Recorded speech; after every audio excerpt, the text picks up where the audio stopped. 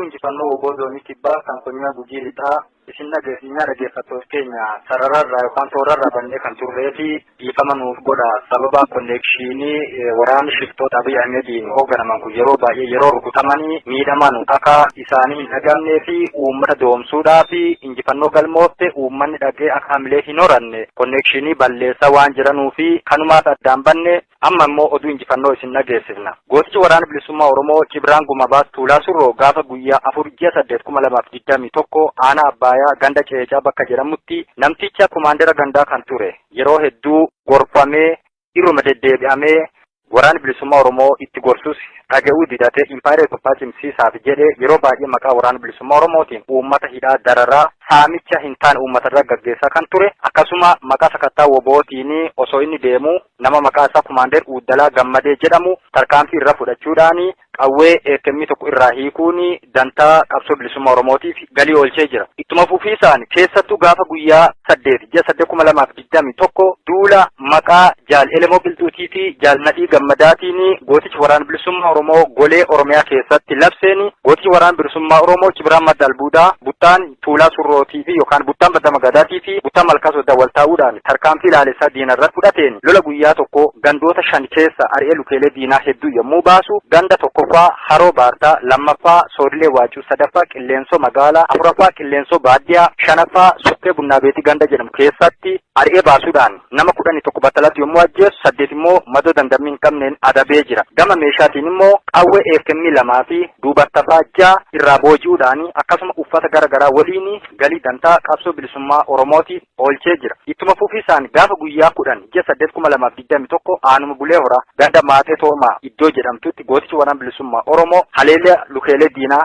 shiftootaa irratti gaggeesseen lola sa'aatii 5 irraa kaasee hanga sa'aatii 11 loleeni namoota 70 battalatti yommuu ajjeesu 63 immoo madoo dandamii hin qabneen adabee jira. Warroottan du'an keessaa komishinii poolisii Oromiyaa kan ta'e ajajaa waraana godina 4 godina Gujii 2 fi godina Booranaa akkasuma godina Baalee irratti kan bobba'e nama maqaan isaa Abarraa Ajjee Walduu kan jedhamu gootichi waraana bilisummaa Oromoo tarkaanfii ilaalessaa irratti fudhateen du'aan adabee jira. Ittuma fufiisaanii gootichi waraana bilisummaa Oromoo gama meeshaatiin immoo qawwee eekemmii 14 hidhannoo guutuu waliin uffata garaagaraatii fi akkasuma nyaata gosa irraa booji'uudhaan dantaa galii qabsoo bilisummaa Oromootiif oolchee jira. Ittuma fufiisaan Cibraan Gumabaas Tuulaa Surroo gaafa guyyaa 17/8/2021 aanaa Galaanaa ganda Bonkittii keessatti warroota himoo didanii gooticha waraana bilisummaa Oromoo adamsuuf akkasumas uummata dararuu fi uummata miidhaa turan irratti sakattaa godheeni nama 4 battalatti yommuu ajjeesu 5 immoo madoo dandamii hin qabneen adabee jira. Duula maqaa Jaal Elemoo Bilxuutii fi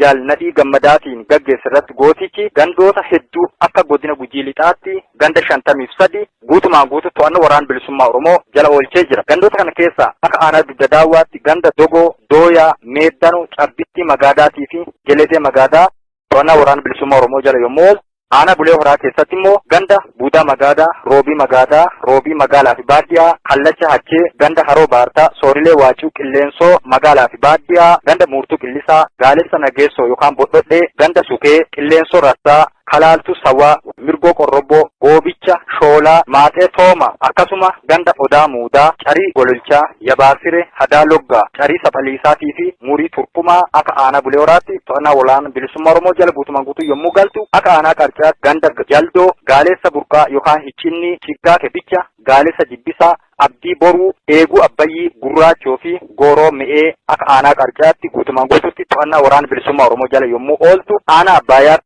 ganda Ceecaa, Lado, Miciicaa, Geeloo, Dibbicha, Qosorrichaa fi Dhokkichi to'annaa waraana bilisummaa Oromoo jala yommuu oolu akka aanaa Galaanaatti ganda Jirgansa, Hiituu, Wodoo Darbaa, Hakoo, Qorcaa, Nageenyaa, Daangoo, Ceekataa, Shoroo fi kan kana fakkaatan guutumaan guutuutti to'annaa waraana bilisummaa Oromoo jala ooltee jira. Kanaafuu gootichi waraana bilisummaa Oromoo guyyootaan murtaa'e kana keessatti duula maqaa Jaal Nadhii Gammadaatii fi Jaal Elemoo Bilxuutiin duulame yookaan jalqabame kana keessatti sakattaa godheen guutumaan guutuutti godina Gujii Lixaa keessatti ganda 53 to'annaa waraana bilisummaa Oromoo jala oolchee jira. Kana qofaa miti ammaas ittuma fufuu jira. Qabsoon hanga uummanni Oromoo bilisoomee walaboomee birmadoomutti kan duubatti hin deebine waan ta'eef dhaggeeffattoota keenyaaf uummanni Oromoo jajjabaadhaa bakka jirtanutti gooti waraana bilisummaa Oromoo isin cinaa jira jedha. Gabaasa dhiyaateef Woboo zoonii Kibba Konyaa Gujii Lixaarraa laalataa. Yooyyaa dhaggeeffattoon raadiyoo irratti biyyoolessa Oromiyaa jaalatamu oolma bultiin isan nagaa oduu heenkaardhaa sanbaddi qaagay 21 barkum 2021 hasan dhageessis angalma Oromoo ilmaan Oromoo manidha daalatti bulchiis magaal sabbataatti guramanii jiran hanqin soorataatiif qulqullinnaatiin dhukkubaaf saaxilamaa jiraachuun ibsame. Yeroo ammaa kana manidha daalatti jedhamu ka bulchiis magaal sabbataatti argam keessatti hidhamtooti ilmaan Oromoo godinaalee garaagaraa irraa walitti dhufan sabab nyaata gahaa dhabuutiif hanqin qulqullinnaa irraa haha'een dhukkuboota gara haasatiif saaxilamanii rakkoo guddaa jiran. Odeessi raadiyoo irratti biyyoolessa Oromiyaa dhaqqab akkimuut agammaatti namoonni 30 ol ta'an mayyaalatti wallaansa tattamaatiif ergamanii jiran ta'uutu himame. Ogeessonni fayyaa dhimma hankee beekan akka dubbatanii rakkoon kun atattamaan furam yoo ta'e yeroo gabaabduutti lubbuu hidhamtoo siyaasa Oromoo hedduu gaagaamni ga'uu danda'a jechuun yaaddoo fi ibsatan. Haalli qabiinsi hidhamtoo siyaasa Oromoo hedduu nama yaaddessa. Namooti baay'een gara hospitaal Phaawulosii geeffamanii jiran. Guyyaan nami tokkoof baajetii nyaataa Komishiinarii Masirreessa Oromiyaatti ramadamee qarshii 21 qofa kun ammoo alqaala'insi jireen Itoophiyaa kee jiru yoo wal birqabe haa ilaalam ta'e qarshiin hidhamtootaaf ramadam kun daabboo tokkoyyuu bituu hin danda'u jechuudha. Hidhamtoonni siyaasa Oromoo manidha daalatti jiran kun haalli isaan kee jiran dhibee gara kaasaa qofaaf adoon taane beela fille saaxilamaa jiraachuun isaanii qulqullaa'ee jira.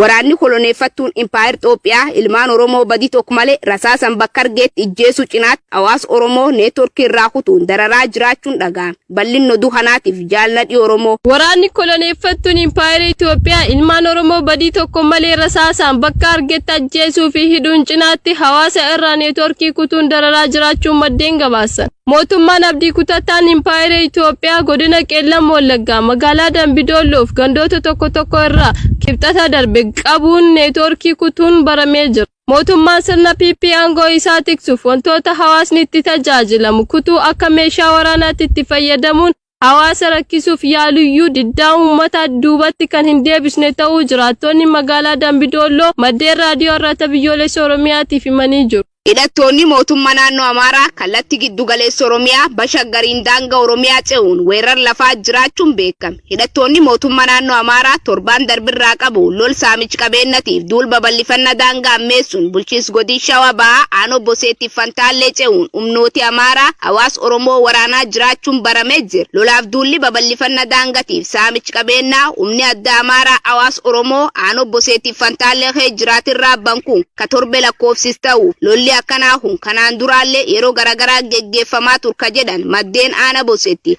yeroo ammaa garuu loloo kanaan duraa irraa akkaan ama ta'u dubbatanii jiran.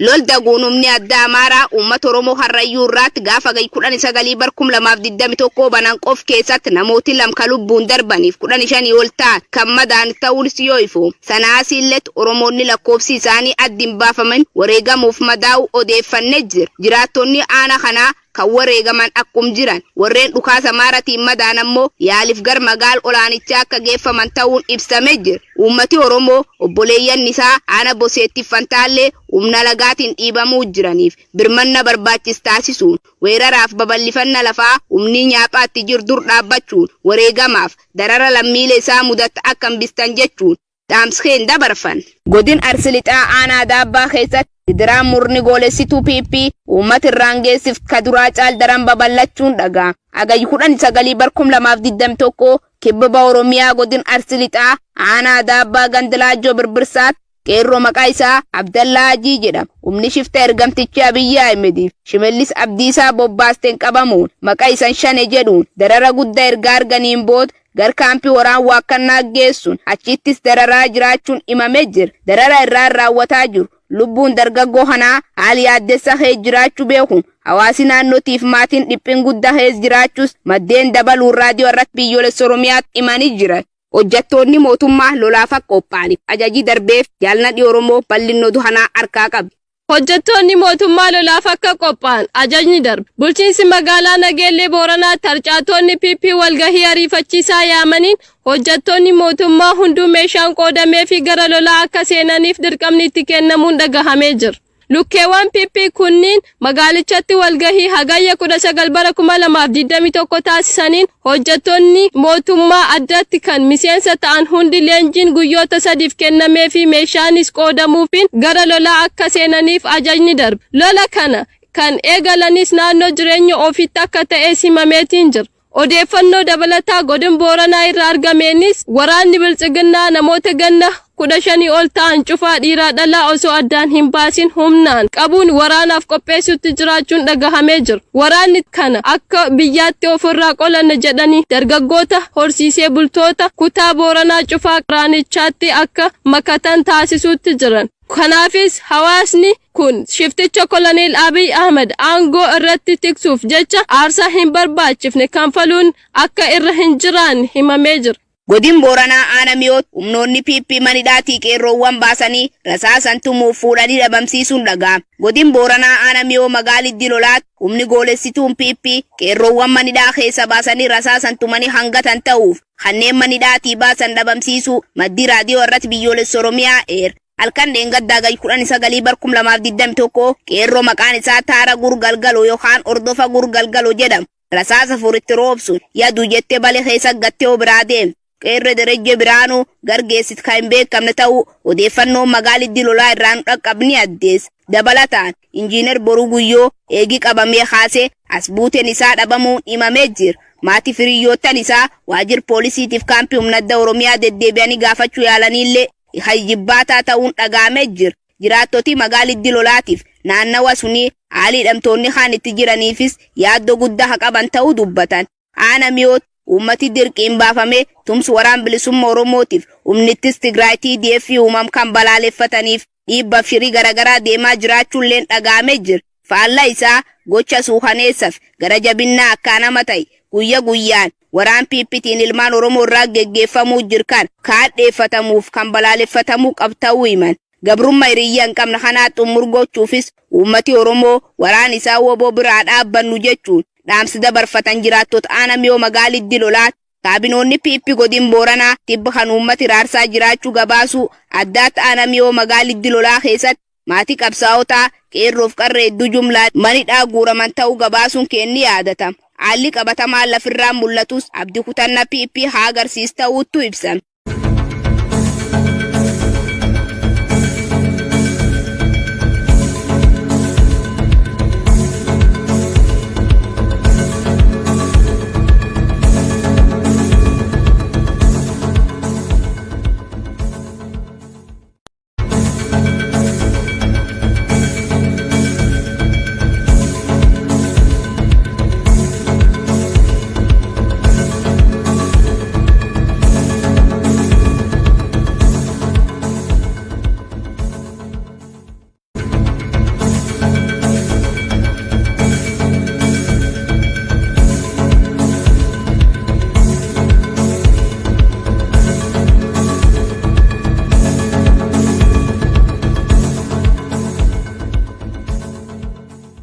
Obozoonni kibbaa kan konyaa gujii lixaa isin dhaggeeffattoota keenya sarararraa yookaan toorarraa bannee kan turree fi dhiifama nuuf godha. Sababa konnekshinii waraanni shiftoota Abiy Ahmediin hoogganaman kun yeroo baay'ee yeroo rukutamanii miidhaman akka isaanii hin dhagamnee fi uummata doomsuudhaa fi injifannoo galmootte uummanni dhagee akka hamilee hin horanne konnekshinii balleessaa waan jiranuu fi kanumaaf addaan banne amma immoo oduu injifannoo isin dhageessifna. Gootichi waraana bilisummaa Oromoo Cibraan Gumabaas Tuulaa Surroo gaafa guyyaa 4/8/2021 aanaa Abbayaa ganda Ceecaa bakka jedhamutti namticha kumaandera gandaa kan ture yeroo hedduu gorfamee irruma deddeebi'amee waraana bilisummaa Oromoo itti gorsus dhaga'uu didate impaayera Itoophiyaa cimsiisaaf jedhee yeroo baay'ee maqaa waraana bilisummaa Oromootiin uummata hidhaa dararaa saamicha hin taane uummatarra gaggeessaa kan ture akkasuma maqaa sakattaa wobootiin osoo inni deemu nama maqaa isaa kumaandeer Uuddalaa Gammadee jedhamu tarkaanfii irra fudhachuudhaan qawwee eekemmii tokko irraa hiikuun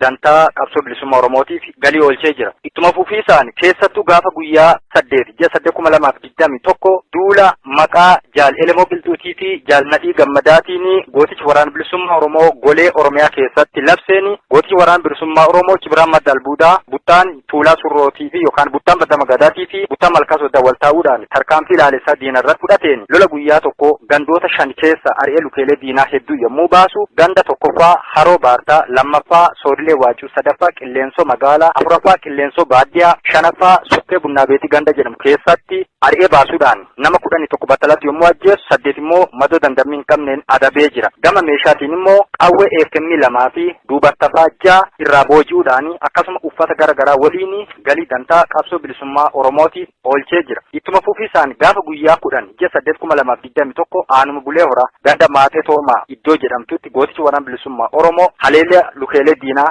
shiftootaa irratti gaggeesseen lola sa'aatii 5 irraa kaasee hanga sa'aatii 11 loleeni namoota 70 battalatti yommuu ajjeesu 63 immoo madoo dandamii hin qabneen adabee jira. Warroottan du'an keessaa komishinii poolisii Oromiyaa kan ta'e ajajaa waraana godina 4 godina Gujii 2 fi godina Booranaa akkasuma godina Baalee irratti kan bobba'e nama maqaan isaa Abarraa Ajjee Walduu kan jedhamu gochi waraana bilisummaa Oromoo tarkaanfii ilaalessaa irratti fudhateeni du'aan adabee jira. Tuma fufii isaanii gochi waraana bilisummaa Oromoo gama meeshaatiin immoo qawwee AKM 14 hidhannoo guutuu waliin uffata garaagaraatii fi akkasuma nyaata gosa irraa booji'uudhaan dantaa galii qabsoo bilisummaa Oromootiif oolchee jira. Ittuma fufii isaan Cibiraan Gumaabaas Tuulaa Surroo gaafa guyyaa 17 ji'a 8/2021 aanaa galaanaa ganda bonkittii keessatti warroota himoo didanii gooticha waraana bilisummaa Oromoo adamsuuf akkasumas uummata dararuu fi uummata miidhaa turan irratti sakattaa godheeni nama 4 battalatti yommuu ajjeesu 5 immoo madoo dandamii hin qabneen adabee jira. Duula maqaa Jaal Elemoo Biltuutii fi Jaal Nadhii Gammadaatiin gaggeesse irratti gootichi gandoota hedduu akka godina Gujii Lixaatti ganda 53 guutumaan guutuu to'annoo waraana bilisummaa Oromoo jala oolchee jira. Gandoota kana keessaa akka aanaa Dugda Daawwaatti ganda Dogoo, Dooyaa, Meeddanoo, Cabbitti Magaadaatii fi Geledee Magaadaa to'annaa waraana bilisummaa Oromoo jala yommuu oolu aanaa Bulee Horaa keessatti immoo ganda Buudaa Magaadaa, Roobii Magaalaa fi Baadiyyaa, Kallacha Hachee, ganda Haroo Baartaa, Soorilee Waacuu, Qilleensoo Magaalaa fi Baadiyyaa, ganda Muurtuu Qillisaa, Gaalessa Nageessoo yookaan Bodhodhee, ganda Sukee, Qilleensoo Rassaa, Kalaaltuu Sawaa, Mirgoo Qorrobboo, Goobicha, Shoolaa, Maaxee Tooma, akkasuma ganda Odaa Muudaa, Carii Gololchaa, Yabaasire, Hadaa Loggaa, Carii Saphaliisaatii fi Murii Turkumaa akka aanaa Bulee Horaatti to'annaa waraana bilisummaa Oromoo jala guutumaan guutuu yommuu galtu akka aanaa Qarcaatti ganda Jaldoo, Gaalessa Burqaa yookaan Hiccinni, Chiggaa Kebicha, Gaalessa Jibbisaa, Abdii Boruu, Eeguu Abbayyii, Gurraachoo fi Gooroo Mi'ee akka aanaa Qarcaatti guutumaan guutuutti to'annaa waraana bilisummaa Oromoo jala yommuu ooltu aanaa Abbaayyaatti ganda Ceecaa, Lado, Miciicaa, Geeloo, Dibbicha, Qosorrichaa fi Dhokkichi to'annaa waraana bilisummaa Oromoo jala yommuu oolu akka aanaa Galaanaatti ganda Jirgansa, Hiituu, Wodoo Darbaa, Hakoo, Qorcaa, Nageenyaa, Daangoo, Ceekataa, Shoroo fi kan kana fakkaatan guutumaan guutuutti to'annaa waraana bilisummaa Oromoo jala ooltee jira. Kanaafuu gootichi waraana bilisummaa Oromoo guyyootaan murtaa'e kana keessatti duula maqaa Jaal Nadhii Gammadaatii fi Jaal Elemoo Qilxuutiin duulame yookaan jalqabame kana keessatti sakattaa godheen guutumaan guutuutti godina Gujii Lixaa keessatti ganda 53 to'annaa waraana bilisummaa Oromoo jala oolchee jira. Kana qofaa miti ammaas ittuma fufuu jira. Qabsoon hanga uummanni Oromoo bilisoomee walaboomee birmadoomutti kan duubatti hin deebine waan ta'eef dhaggeeffattooteenyaaf uummanni Oromoo jajjabaadhaa bakka jirtanutti gootichi waraana bilisummaa Oromoo isin cinaa jira jedha. Gabaasa dhiyaateef Woboo Zoonii Kibba Konyaa Gujii Lixaarraa laalataa. Yooyyaa dhaggeeffattoon raadiyoo irratti biyyoolessa Oromiyaa jaalatamu oolma bultiin isan nagaa oduu heenkaardhaa sanbat diqqaa ga'i 21/2021 hasan dhageessis angalma Oromoo ilmaan Oromoo manidha daalatti bulchiis magaal sabbataatti guramanii jiran hanqin soorataatiif qulqullinnaatiin dhukkubaaf saaxilamaa jiraachuun ibsame. Yeroo ammaa kana manidha daalatti jedhamu kan bulchiis magaal sabbataatti argam keessatti hidhamtooti ilmaan Oromoo godinaalee garaagaraa irraa walitti dhufan sabab nyaata gahaa dhabuutiif hanqin qulqullinnaa irraa haha'een dhukkuboota gara haasatiif saaxilamanii rakkoo guddaa jiran. Odeessi raadiyoo irratti biyyoolessa Oromiyaa dhaqqab akkimuut agammaatti namoonni 30 ol ta'an mayyaalatti wallaansa tattamaatiif ergamanii jiran ta'uutu himame. Ogeessonni fayyaa dhimma hankee beekan akka dubbatanii rakkoon kun atattamaan furam yoo ta'e yeroo gabaabduutti lubbuu hidhamtoota siyaasa Oromoo hedduu gaagaamni ga'uu danda'a jechuun yaaddoo fi ibsatan. Haalli qabeensi hidhamtoota siyaasa Oromoo hedduu nama yaaddessa. Namooti baay'een gara hospitaal Phaawuloosii geeffamanii jiran. Guyyaan namni tokkoof baajetii nyaataa komishiinarii masirreessa Oromiyaatti ramadamee qarshii 21 qofa kun ammoo alqaala'insi jireen Itoophiyaa haa jiru yoo wal birqabe haa ilaalam ta'e qarshiin hidhamtootaaf ramadam kun daabboo tokkoyyuu bituu hin danda'u jechuudha. Hidhamtoonni siyaasa Oromoo manidha daalatti haa jiran kun haalli isaan kee jiran dhibee gara kaasaa qofaaf adoon taane beela fille saaxilamaa jiraachuun isaanii qulqullaa'ee jira.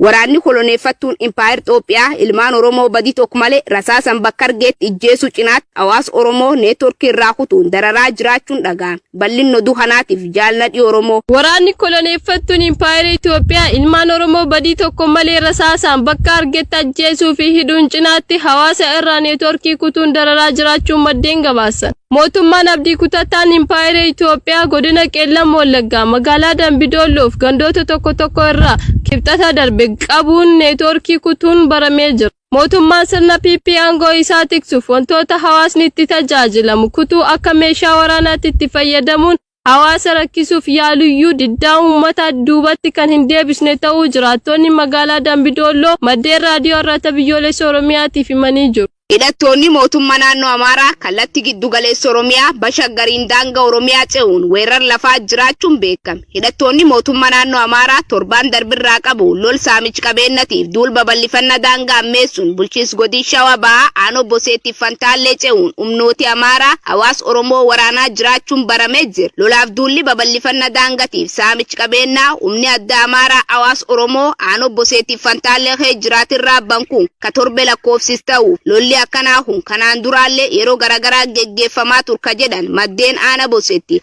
yeroo ammaa garuu loloo kanaan duraa irraa akkaan ama ta'u dubbatanii jiran. Lol daguun humni adda Amaaraa uummata Oromoo Harrayyuu irratti gaafa 19/2021 banan qof keessatti namooti lama lubbuun darbaniif 15 ol ta'an kan madaan ta'uun yoo ifu. Sanaas illee Oromoonni lakkoofsi isaanii addin baafaman wareegamuuf madaa'u odeeffannee jira. Jiraattonni aanaa kanaa kan wareegaman akkum jiran warreen dhukaasa Amaaraatiin madaan ammoo yaaliif gar magaal olaanichaa akka geeffaman ta'uun ibsamee jira. Uummati Oromoo obboleeyyan isaa aanaa Boseettiif Fantaallee humna lagaatiin dhiibamuu jiraniif birmanna barbaachis taasisuun weeraraaf babal'ifannaa lafaa humni nyaaphaatti jiru dur dhaabbachuun wareegamaaf darara lammiilee isaa mudata akka hambistan jechuun dhaamskeen dabarfan. Godina Arsii Lixaa aanaa Daabbaa keessatti Diraan murni goolessituu PP uummata irraan geessiif kaduraa caal daran babal'achuun dhaga'ame. Agayyi 19/2021 kibba Oromiyaa godina Arsii Lixaa aanaa Daabbaa Gandilaajoo Birbirsaatti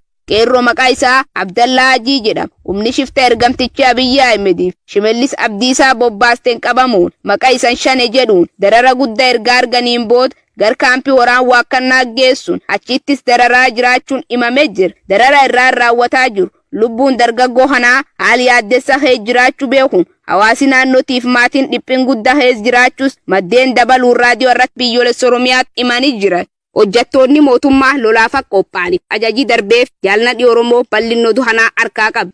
Hojjettoonni mootummaa lolaaf akka qophaa'an ajajni darbe. Bulchiinsi magaalaa Nageellee Booranaa tarcaatonni PP walgahii ariifachiisaa yaamaniin hojjettoonni mootummaa hunduu meeshaan qoodamee fi gara lolaa akka seenaniif dirqamni itti kennamuun dhagahamee jira.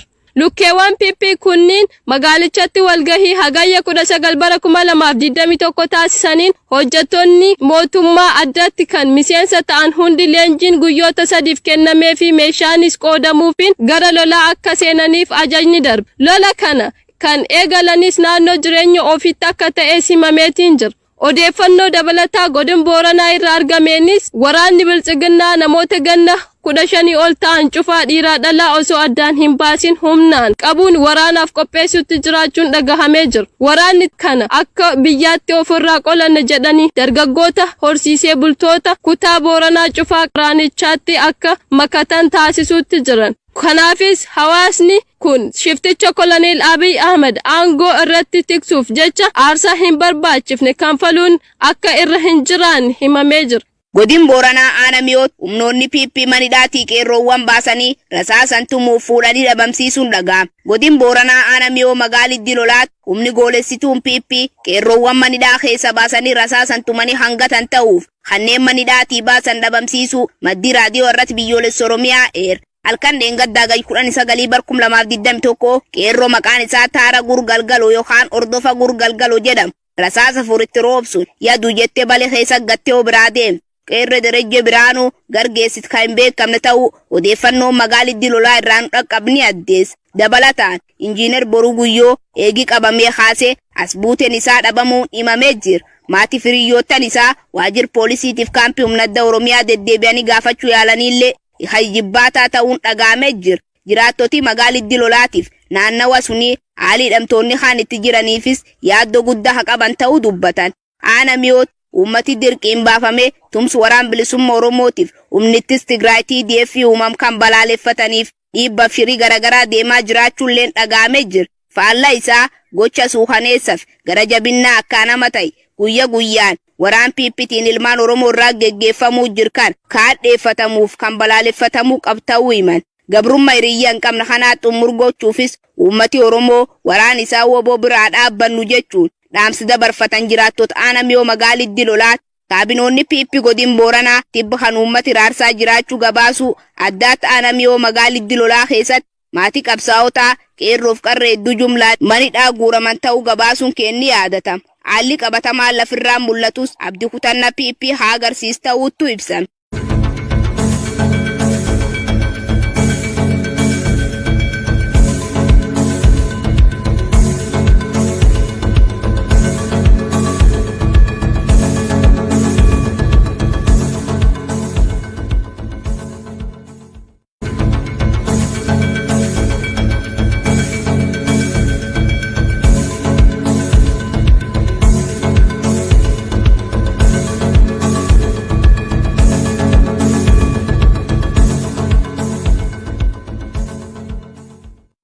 injifannoo oboodoo kibbaa kan konyaa gujii lixaa isin dhaggeeffattoota keenya sarararraa yookaan toorarraa bannee kan turree fi dhiifama nuuf godha sababa konneekshinii waraana shiftoota Abiy Ahmediin hoogganaman kun yeroo baay'ee yeroo rukutamanii miidhaman akka isaanii hin dhagamnee fi uummata doomsuudhaa fi injifannoo galmootte uummanni dhagee akka hamilee hin horanne konneekshinii balleessaa waan jiranuu fi kanumaas addaan banne amma immoo oduu injifannoo isin dhageessifna. Gootichi waraana bilisummaa Oromoo Cibraan Gumabaas Tuulaa Surroo gaafa guyyaa 4/8/2021 aanaa Abbayaa ganda Ceecaa bakka jedhamutti namticha kumaandera gandaa kan ture yeroo hedduu gorfamee irruma deddeebi'amee waraana bilisummaa Oromoo itti gorsus dhaga'uu didate impaayera Itoophiyaa cimsiisaaf jedhee yeroo baay'ee maqaa waraana bilisummaa Oromootiin uummata hidhaa dararaa saamicha hin taane uummatarra gaggeessaa kan ture akkasuma maqaa sakattaa wobootiin osoo inni deemu nama maqaa isaa Kumaander Uuddalaa Gammadee jedhamu tarkaanfii irra fudhachuudhaan qawwee eekemmii tokko irraa hiikuun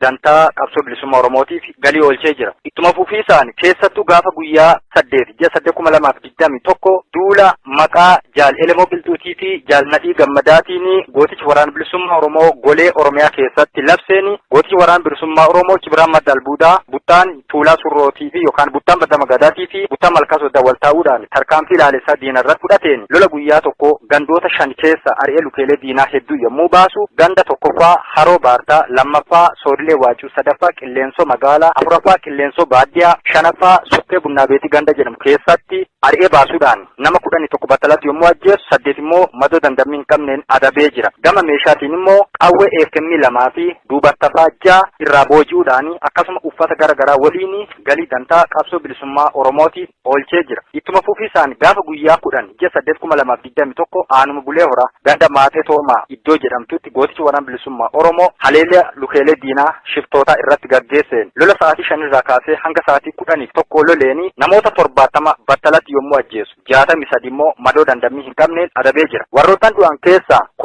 komishinii poolisii Oromiyaa kan ta'e ajajaa waraana godina 4 godina Gujii 2 fi godina Booranaa akkasuma godina Baalee irratti kan bobba'e nama maqaan isaa Abarraa Ajjee Walduu kan jedhamu gootichi waraana bilisummaa Oromoo tarkaanfii ilaalessaa irratti fudhateen du'aan adabee jira. Tuma fufiisaanii gootichi waraana bilisummaa Oromoo gama meeshaatiin immoo qawwee eekemmii 14 hidhannoo guutuu waliin uffata garaagaraatii fi akkasuma nyaata gosa irraa booji'uudhaan dantaa galii qabsoo bilisummaa Oromootiif oolchee jira. Ittuma fufiisaan Cibraan Gumabaas Tuulaa Surroo gaafa guyyaa 17/8/2021 aanaa Galaanaa ganda Bonkittii keessatti warroota himoo didanii gooticha waraana bilisummaa Oromoo adamsuuf akkasumas uummata dararuu fi uummata miidhaa turan irratti sakattaa godheeni nama 4 battalatti yommuu ajjeesu 5 immoo madoo dandamii hin qabneen adabee jira. Duula maqaa Jaal Elemoo Biltuutii fi Jaal Nadhii Gammadaatiin gaggeesse irratti gootichi gandoota hedduu akka godina Gujii Lixaatti ganda 53 guutumaan guutuu to'annoo waraana bilisummaa Oromoo jala oolchee jira. Gandoota kana keessaa akka aanaa Dugda Daawwaatti ganda Dogoo, Dooyaa, Meeddanuu, Cabbitti Magaadaatii fi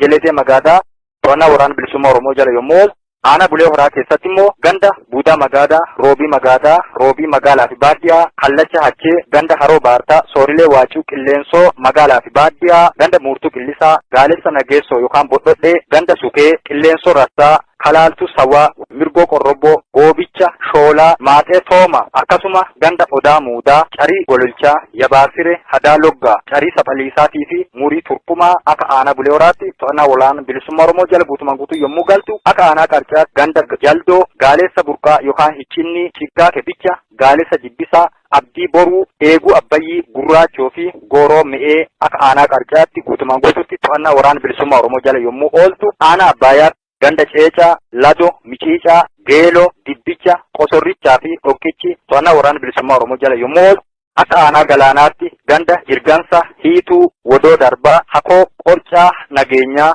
Daangoo, Ceekataa, Shoroo fi kan kana fakkaatan guutumaan guutuutti to'annaa waraana bilisummaa Oromoo jala ooltee jira. Kanaafuu gootichi waraana bilisummaa Oromoo guyyootaan murtaa'e kana keessatti duula maqaa Jaal Nadhii Gammadaatii fi Jaal Elemoo Qilxuutiin duulame yookaan jalqabame kana keessatti sakattaa godheen guutumaan guutuutti godina Gujii Lixaa keessatti ganda 53 to'annaa waraana bilisummaa Oromoo jala oolchee jira. Kana qofaa miti ammaas ittuma fufuu jira. Qabsoon hanga uummanni Oromoo bilisoomee walaboomee birmadoomutti kan duubatti hin deebine waan ta'eef dhaggeeffattoota keenyaaf uummanni Oromoo jajjabaadhaa bakka jirtanutti gooti waraana bilisummaa Oromoo isin cinaa jira jedha. Gabaasa dhiyaateef Woboo Zoonii Kibba Konyaa Gujii Lixaarraa laalataa. Yooyyaa dhaggeeffattoota raadiyoo irratti biyyoolessa Oromiyaa jaalatamu oolma bultiin isan nagaa oduu heenkaardhaa sanbaddi qaagay 21 barkum 2021 hasan dhageessis angalma Oromoo ilmaan Oromoo manidha daalatti bulchiis magaal sabbataatti guramanii jiran hanqin soorataatiif qulqullinnaatiin dhukkuba